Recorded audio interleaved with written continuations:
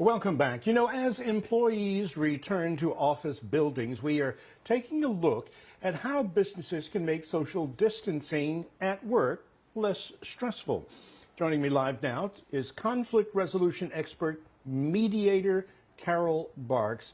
Carol, we're so glad you decided to join us this morning because these are some things that a lot of folks in our neck of the woods are concerned about. Businesses, how can they successfully handle social distancing when folks come back into the office? There's a lot of things that businesses can do. First and foremost, we're going to have to reconfigure our offices now. So if we're doing social distancing, we won't be able to fit as many employees into areas that we used to be able to. So creating a new environment that encompasses the ability to have that space is going to be an important aspect. Signage is going to be an important aspect.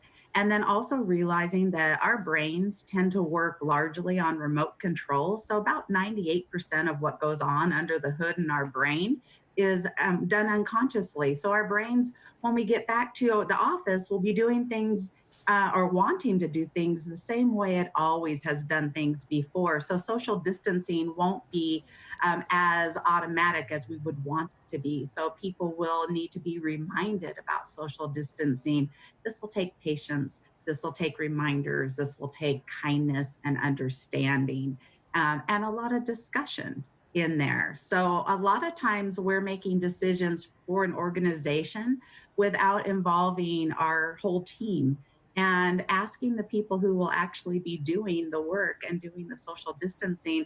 By getting them involved, we'll be more creative in the ways that we can actually accomplish this successfully.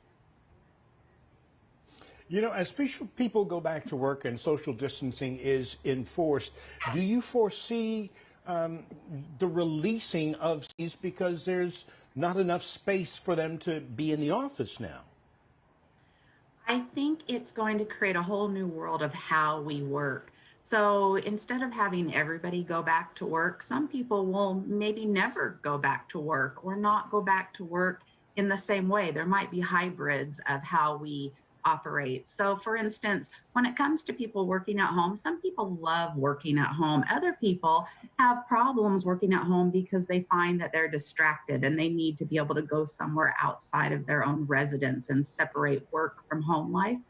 Other people really want to be elsewhere. So learning to create a balance and create opportunities to let people work virtually versus working in person can actually create new ways for us to do things just in different locations. So there's a lot of creativity that can lead to options other than having to not let people work.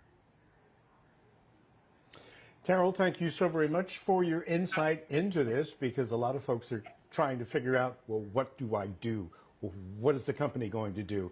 And you've given us some great ideas. So we appreciate you and stay safe and healthy. Thank you so much for having me.